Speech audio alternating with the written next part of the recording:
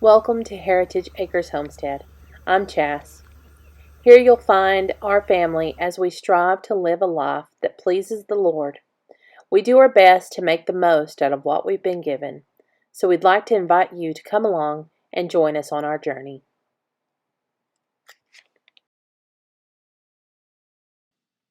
Hey y'all, so with this video, I did not make an introduction, and I finished it without a conclusion. So be a little bit patient with this video. The day I started it, I got a call that I was going to need to be at the dentist in just a matter of an hour or two, and so I had to hurry everything along. And by the time I got done with the bread, when I got home, it was a little bit overproofed, but you can see in the video that it still turned out great. We ate it all and it was very tasty. Just don't make the mistake I made and overproof your bread. And that just means you left it too long to rise on that second rise. I tried to put it back in the coldest part of the house to keep it from rising as quickly, because cold will retard a rise. But it was an overachiever, and it really rose regardless of being in the coldest part. So thanks for being with me, and we'll get on with the video.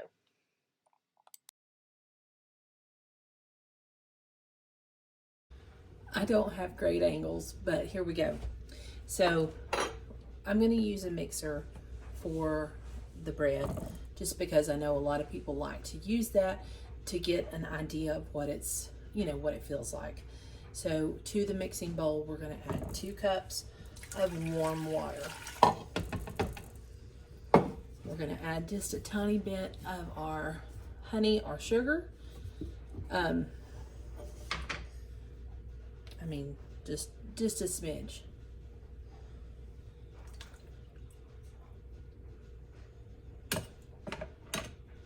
And then our yeast. This is going to help the yeast to bloom and activate, because we want it nice and bubbly and ready to raise our bread. So give that just a little stir. Just make sure that honey, if you use honey, it'll take a little bit more to dissolve than the sugar will probably, but that's okay. And then we want to put a lid on it, because like my house right now is very cold. So we want to keep it as warm and insulated as we can. We're going to let that stand for a good 5 minutes, 5 to 10 minutes. Make sure it's good and active, and then we can get busy with our mixing of the flour and everything else. I want to show you what it looks like. If I get this. Okay, there you go. You see how foamy and bubbly that looks? That's what you're looking for. That means your yeast is ready. So now let's get the rest of the ingredients ready.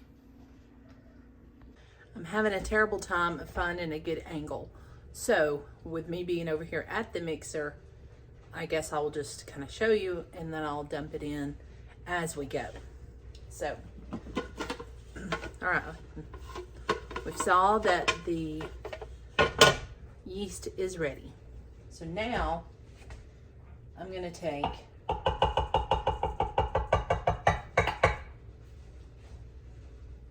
the remaining sweet, which is, in our case, we're using honey, and the fat, and in our case, we're using butter. You can use like olive oil, you could use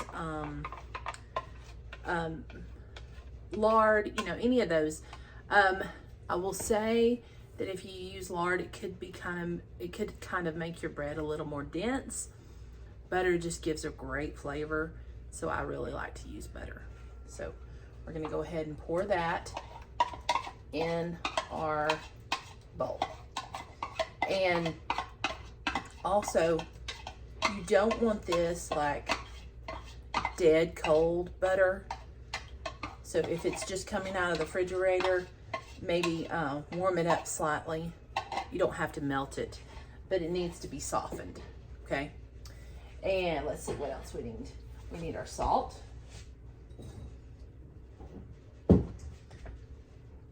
I splashed some of my butter on me, so surprise, surprise. We're gonna have 2 teaspoons of salt. And I like Redmond's, and I'll link all this down in the description.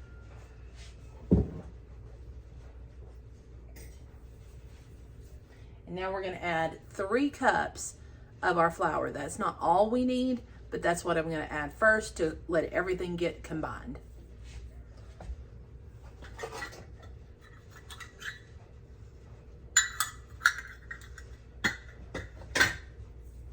I don't have a measuring cup. I'll have to be right back. Someone asked me on Facebook or Instagram one if you can use other flour. Yes, you can. But because this is just a basic white bread, you wouldn't want to go more than about 50% of like your whole wheat or whatever, because it's designed for white bread. That's, you know, it's this type of recipe. So, and especially if you're brand new to bread making, stick with the white first until you get comfortable. So that's just my opinion. So like I said, we're gonna add 3 cups of flour. Now, measuring flour is, you can weigh it and be super precise. But again, I'm trying to make this very like what I learned on kind of level for you. So in the beginning, I didn't have a scale. I just measured. So what I do is I'll scoop my flour and then I'll shake it. And that levels it off and lets some air in it so it's not packed down and super dense, okay? So we're gonna do 3 cups.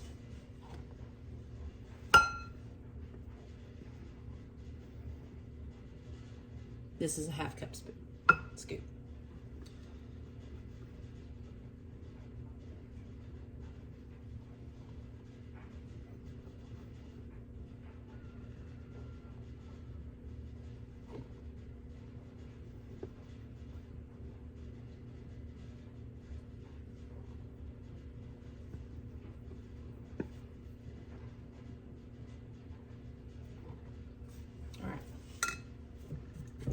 Going to put our lid back on, and we're going to begin to mix this up.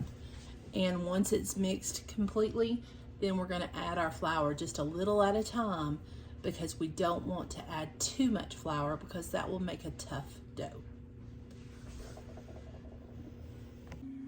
Okay, so right now I want you to see if I stick a finger in there, it's very sticky. So we do need to add some more flour, but we're only going to add about a half a cup. And it's, see how it's starting to pull away from the edges? I believe we're at 4.5 cups now. So I'm going to let this mix, and then we'll assess it once it's mixed for about 5 minutes.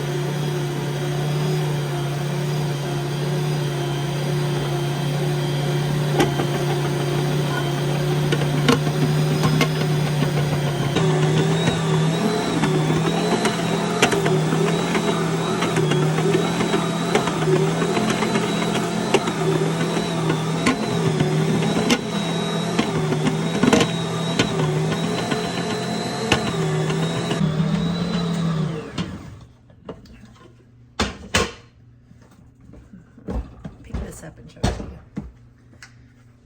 So if I take out the mixer paddle, kind of pull the dough off,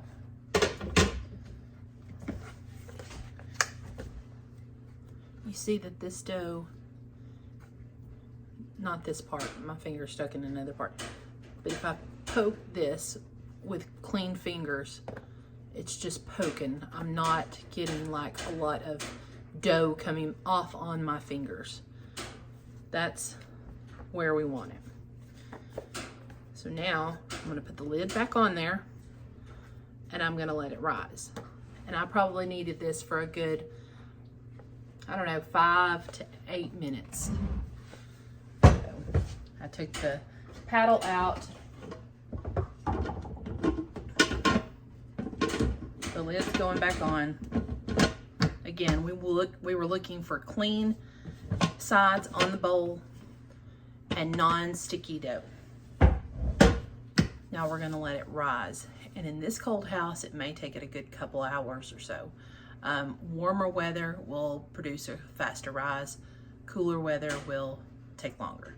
So I'm gonna stick it somewhere kind of warm, and then hopefully in a couple hours, we'll be ready to move on to our next step. Okay, in a couple hours, our dough is definitely risen.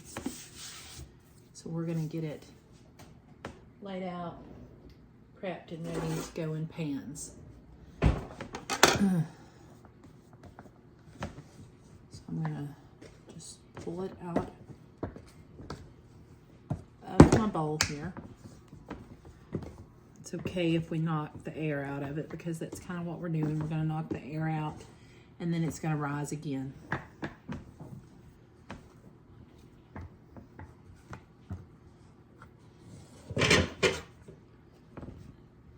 Cut it in half because I'm getting 2 loaves out of this. Set one to the side. All right.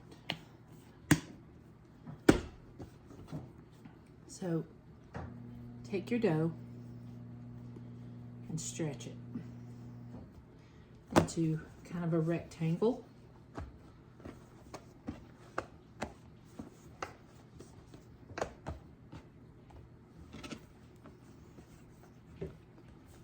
Now we're going to roll it up. And then we're going to take the edges and we're going to tuck those under.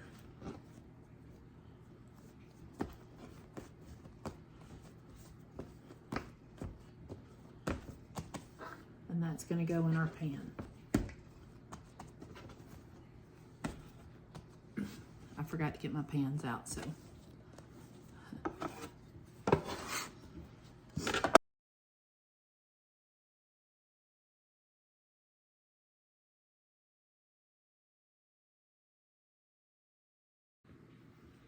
All right, I have my bread pans. They've been greased lightly. I'm going to take my bread and just lay it in there. Now, I was supposed to go to the dentist on Tuesday. Well, the ice and the snow they closed, and so I didn't get to go. I called today. I've been calling since, and they haven't been open. Well, I called today, making an appointment for later on. Well, they're going to take me today. So, this is going to rise while I'm gone. And hopefully, I'll feel like baking them when I get home. But I'm going to put it somewhere cold to rise. So what I'm going to do, actually, you know what? I'm going to change plans here.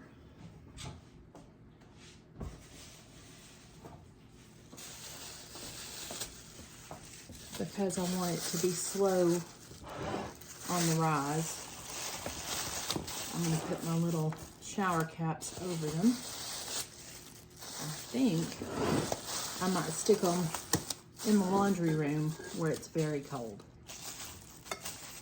This will help them to rise very slowly, and that will be good because that will give me time to get back and then be able to finish up baking them without them being overproofed.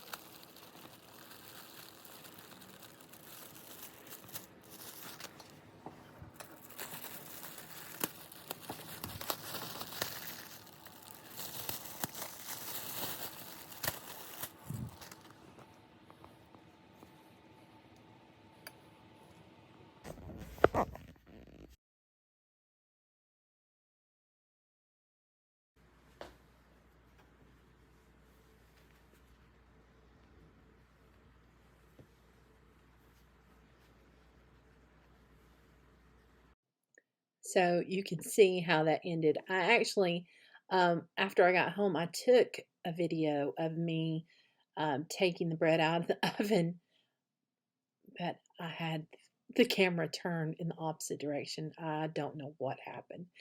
Anyways, um, I've shown you a couple of pictures of what it looked like after it was out and buttered up, and it was lovely. And then I even showed you a picture of what it looked like a few days later when I had some left that I sliced up for toast. Still in great shape. It just was a little bit, um, not as soft. And so we used it for toast with our supper, and it was great. But I'm going to post a screenshot for you of the recipe, and then I'll put the recipe in the description as well. So thanks again for being here, and I hope you enjoyed, and I hope you'll come back with us again soon.